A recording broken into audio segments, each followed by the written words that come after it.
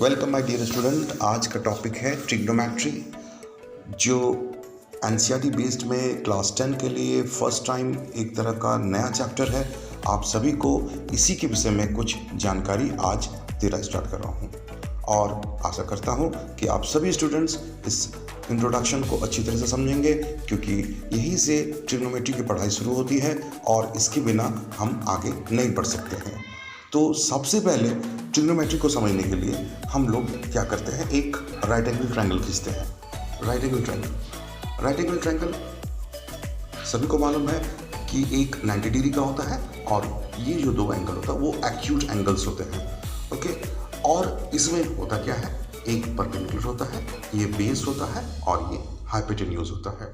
Hypotenuse क्या होता है, लॉन्गेस्ट साइड होता है, सबसे बड़ा जो साइड होता है वो हाइपोटेन्यूज होता है। चलिए अब हम लोग बात करते हैं यहाँ पे इसका काम क्या है ट्रिग्नोमेट्रिक रेशियो में, ट्रिग्नोमेट्रिक चैप्टर में। तो ट्रिग्नोमेट्रिक चैप्टर में इसके बहुत बड़े इंपॉर्टेंट काम होते हैं और वो है इसे इस रिगार्डिंग राइट एंगल ट्रायंगल के कॉन्सेप्ट में इसे 6 तरह के रेशियो में यानी 6 टाइप के रेशियोज में बांटे गए हैं। अब वो रेशियोज हैं क्या? पहला जो हमारा रेशियो होगा वो साइंड होगा। ओके, और ये जो एक्यूट एंगल्स होते हैं, एक्यूट एंगल्स जो होते हैं वो थीटा के लैंग्वेज में डिनोट किए जाते हैं। तो यहाँ पे जो पहला रेशियो है हमारा ट्रिग्नोमेट्रिक रेशियो के कॉन्सेप्ट में वो होगा साइन थीटा। उसके बाद होता है हमारा कॉस थीटा। क्या होता है? तो कॉस थीटा होता है। ये सभी नाम आप सभी के लिए पहली बार होंगे, लेकिन बहुत ही इंपॉर्टेंट सेक्शन है, इसीलिए आप लोग अच्छी तरह से इसे समझें। कॉस थीटा हमारा सेकंड रेशियो है। कॉस थीटा, कॉस थीटा जो होता है वो इक्वल होता है बी बाई एच का। क्या होता है? B by H. Okay, next third है टेन थीटा। थर्ड है टेन थीटा। टेन थीटा होता है पी बाई बी। क्या होता है? P by B. ओके, दूसरी तरफ टेन थीटा हमें साइन थीटा और बाई कॉस थीटा के टर्म में भी लिख सकते हैं। अब sine theta by cos theta कैसे लिखें? अगर tan theta P by B को रिप्रेजेंट कर रहा है तो sine theta by cos theta का मतलब ये हो रहा है कि साइन थीटा किसको दिखाता है? पी बाई एच को। ओके, और कॉस थीटा किसको दिखा रहा है? तो बी बाई एच को। किसको दिखा रहा है? बी बाई एच को। तो ये एच और एच कैंसिल हो गया, तो टेन थीटा कितना निकला? B by B. ओके, अब साइन कॉस टेन होने के बाद हम लोग आगे बढ़ते हैं बाकी 3 रेशियोज में।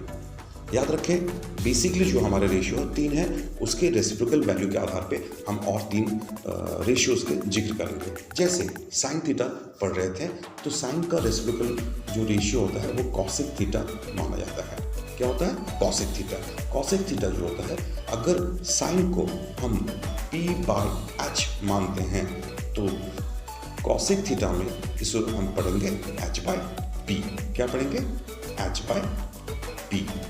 ओके, कॉसेक थीटा में अगर साइन थीटा में पी बाई एच कह रहे हैं तो उसके रेसिप्रोकल होने की वजह से उसका जो रेशियो होगा वो बदल जाएगा एच बाई पी के टर्म पे। नेक्स्ट इज कॉस था, कॉस का उल्टा हम लोग लेंगे सेक थीटा। क्या लेंगे? Sec theta. कॉस के लिए बी बाई एच पढ़ रहे थे, अब पढ़ेंगे H by B. Clear? H by B. Next is अब पढ़ेंगे कॉट थीटा। कॉट थीटा किसका होगा? टेन का होगा। टेन के लिए हम लोग क्या पढ़ रहे थे? बी बाई बी, तो उसका रेसिप्रोकल क्या हो जाएगा? B by B. टेन के लिए क्या पढ़ रहे थे? B by B. कॉट के लिए क्या हो जाएगा? बी बाई बी, मतलब उसका उल्टा। ओके, ये हमारा 6 रेशियो हुआ। अब हम लोग बात करेंगे, अगर आपके सामने कुछ ऐसे फिगर दे दिए गए, इसकी मतलब परपेंडिकुलर, बेस और हाइपोटेन्यूज के लिए कुछ पर्टिकुलर वैल्यू दे दिए गए हैं, पाइथागोरस ट्रिपलेट भी बोल सकते हो उसे, 3, 4 एंड 5। ये अब हम लोगों को क्या करना होगा? उसी 6 ट्रिग्नोमेट्रिक रेशियो में सजाने होंगे। तो फर्स्ट है हमारे पास साइन थीटा। तो स्टूडेंट्स क्या होना चाहिए? साइन थीटा इक्वल टू होगा 3 by 5। Okay, cos theta equal to क्या हो जाएगा? B by H means 4 by 5। Tan theta equal to क्या हो जाएगा? 3 बाई 4। ठीक है। Sine theta B by H means 3/5, cos 4/5 B by H, tan B by B means 3/4। Okay, अब बचा 3, अगला 3 साइन कॉस टेन के बाद होगा हमारा अगला जो होगा कॉसिक होगा। क्या होगा? कॉसिक थीटा, कॉसिक या sorry 3 and 4 and 5 cosec theta के हिसाब से क्या हो जाएगा हमारा जो रेशियो वो होगा, अगर साइन के लिए p बाय एच बोल रहे थे तो हमारा अगला जो रेशियो होगा वो होगा 5/3 मतलब h बाई p। साइन में हम लोग p बाई एच कर रहे थे, कॉसिक में करेंगे 5/3 means h by p। Clear? Next is cosec के बाद आता है सेक थीटा। सेक थीटा किसका रेसिप्रोकल होना चाहिए? कॉस का रेसिप्रोकल होना चाहिए। तो हम लोग उस हिसाब से क्या पढ़ेंगे, 4/5 को उल्टा करेंगे 5/4, क्योंकि कॉस में हम लोग लिख रहे थे 4/5, तो सेक में क्या लिखेंगे 5/4।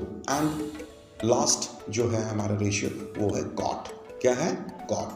कॉट के लिए हम लोग क्या लिख गए, अगर 10 के लिए p बाई b लिख रहे थे मतलब 3/4 लिख रहे थे, ये इसका वैल्यू हो जाएगा 4/3, क्योंकि ये उसका उल्टा माना जाता है। कॉट थीटा इक्वल टू 4/3 हो जाएगा। ये हुआ। अब आगे बढ़ते हैं इससे रिगार्डिंग, अगर हम लोग अगला सेक्शन में हम लोग क्या करेंगे, इसके रिगार्डिंग हम लोग क्या करते हैं कि 8.1 जो है इसी से जुड़े हुए कुछ क्वेश्चंस हैं जो हम लोग सॉल्व करेंगे आपके सामने अगले सेक्शन में। तब तक के लिए थैंक यू।